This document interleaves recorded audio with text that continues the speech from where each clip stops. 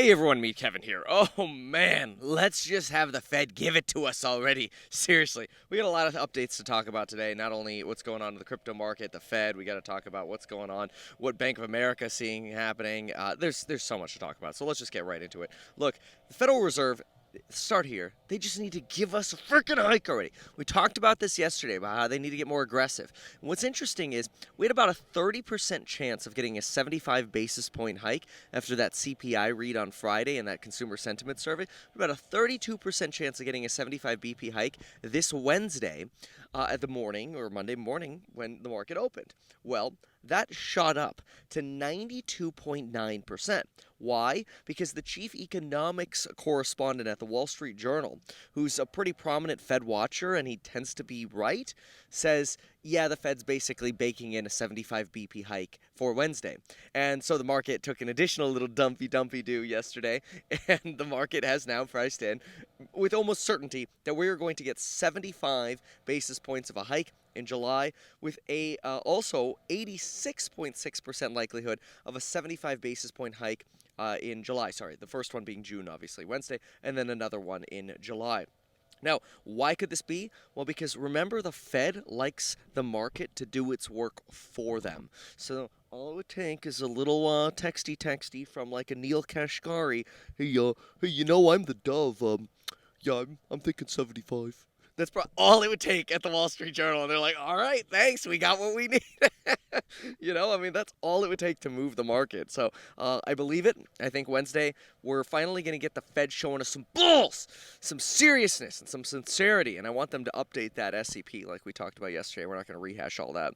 According to Bank of America, though, stagflation fears in the economy are at the highest point that we have had since June of 2008. And profit outlooks are the worst since September of 2008. Boy, I hate comparing to those times. And on top of that, credit spreads right now, or a measure of credit risk, is now at the highest level since April of 2020, when we thought credit was going to get frozen left and right. And it wasn't until the Fed came out with the unlimited bailout of loans that credit risk actually relaxed. So now we're at the highest level since then of credit risk.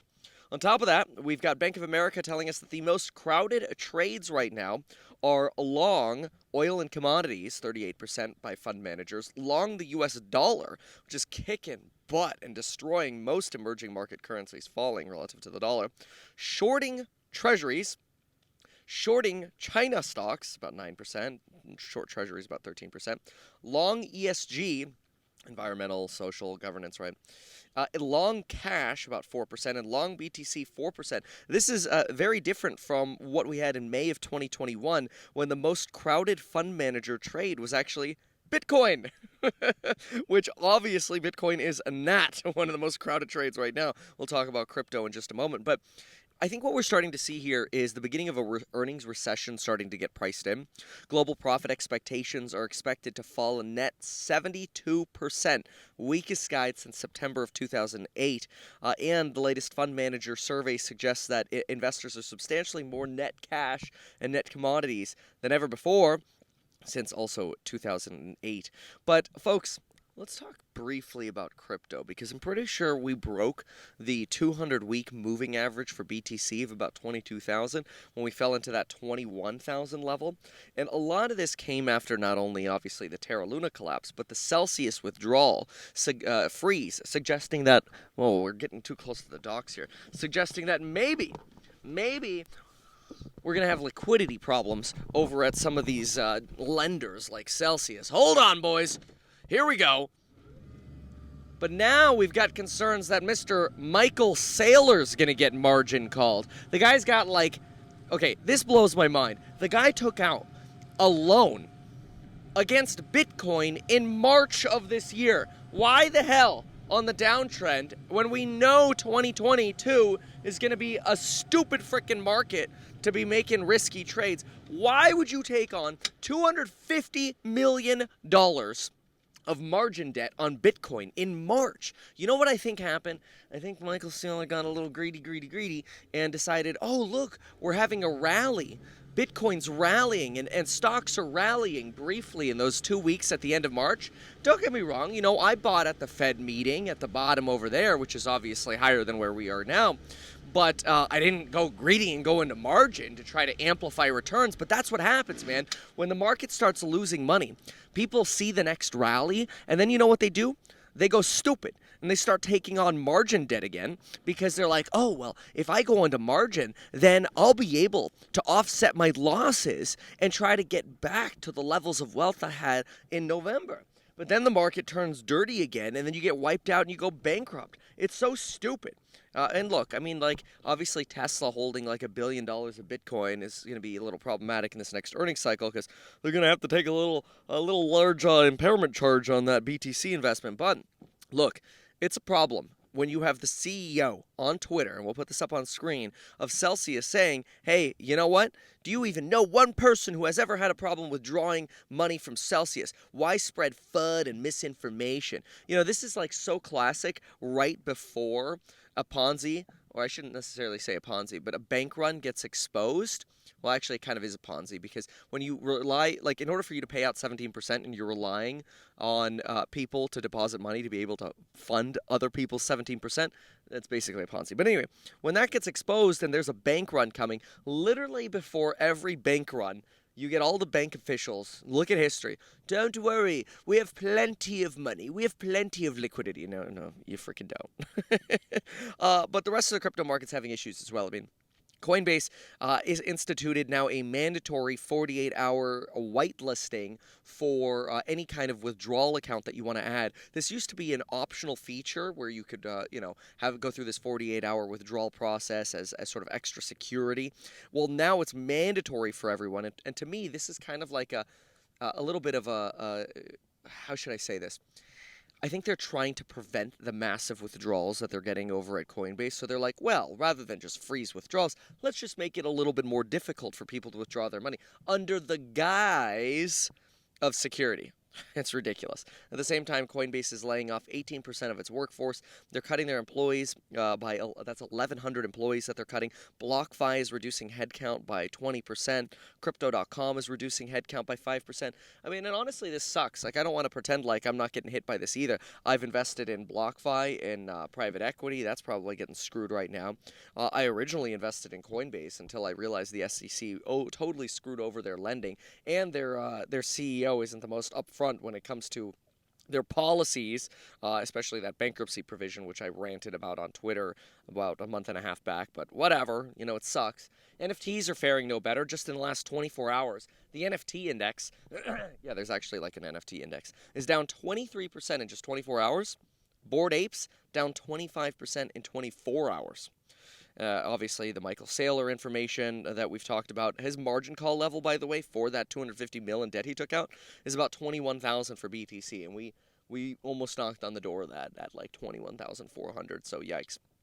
In other news, hottest retail stocks right now, tracking retail investors who still have not capitulated, by the way, which is quite crazy. I think we really need that capitulation to hit a bottom of the market. And I think one way that you could really see that sort of, what they call it, a cathartic flush out, is when the VIX finally goes back over 40, which it still hasn't. Yeah, that's the volatility index, right? We still haven't seen that. But anyway, so hottest retail stocks right now, Amazon, DocuSign. You got the 10-year Treasury still up at 3.346. It's going to kill mortgage rates. I think a lender commented yesterday that, first of all, on Bloomberg, I saw that the mortgage rates, I tweeted this, were going up to about 5.8%. But usually nobody gets that market rate. Usually you end up having to pay like multiple points to get that market rate. So a lender commented yesterday, and this makes sense to me, that they're qualifying people for between 6.25% to 6.5% for mortgages right now, and that's with like half a point, which is just absolutely crazy. Yield curve is up to 4 basis points, which is still pretty embarrassing because we're pretty much next to inverted. The 5-year break even did tick down again to 3%. This is actually good because I think that's the market saying, that, oh, well, the Fed's actually going to get serious now, and we're pricing in that the Fed's going to get serious. So that should bring inflation down. So the market's actually believing that the Fed's going to actually do their job now, which is pretty remarkable. Dude, I can't read this thing. This sucks. I don't really need to read it, though. I just kind of look at the little stats here. But boy, taking this thing out on the sun, man, I should just throw this in the water. Anyway, another thing here.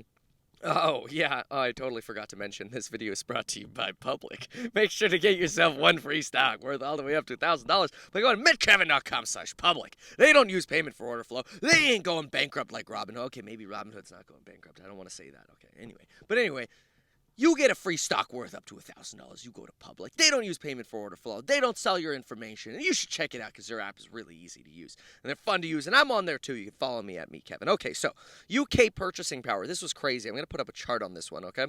UK purchasing power, that is spending power by those in the United Kingdom, fell by the most in at least 21 years. Now, why do we say at least 21 years? Well, we say that when the statistic was created 21 years ago. And this is the worst fall in purchasing power yet. The average decline in purchasing power for the last 3 months was 2.1%. And if you compared April to April, people were able to spend 3.4% less than they were able to last April. It's a problem, folks. We are in a crap market. 2022 is going to suck. And it's really going to suck because now we're in a position where we actually need the Fed to wake up and, slap us around a little bit. It's like, come on, Fed, give it to me already. And that's what we're all kind of waiting for. And now the market's pricing in. And now that the market's pricing it in, well, hopefully we can hit peak fear and peak bottom. But there's no way I think anybody can actually call a bottom until we get inflation to meaningfully inflect down, which in my opinion means we have pain until at least September.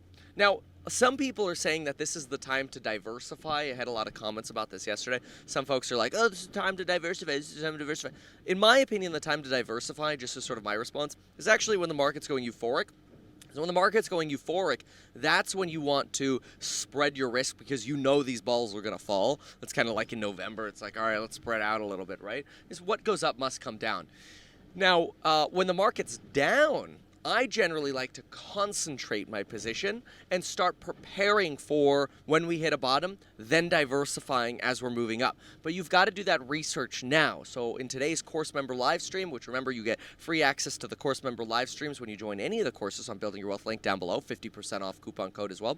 We'll be doing some more fundamental analysis. We've already done fundamental analysis on quite a few companies, and we're going to keep doing it, whether it's Etsy, Nvidia, CrowdStrike, maybe today we'll do DocuSign, or I've actually kind of been interested in looking at some of the SaaSes again because those SaaSy valuations have gotten unsassed. I mean, we're, Bill.com, they're down like 60%. And that's not to say that I'm interested in Bill.com right now. I don't know. I haven't looked at their fundies yet. But sometimes I look at the fundies and I'm like, oh yeah, there's a reason I'm not in this. Other times I look at it and I'm like, this actually could end up being an opportunity. And I'm a big fan of opportunities. Anyway, we're getting a little shallow over here, which means it's time for me to end the video because I got to dock a stupid boat. I'll see you later. Bye.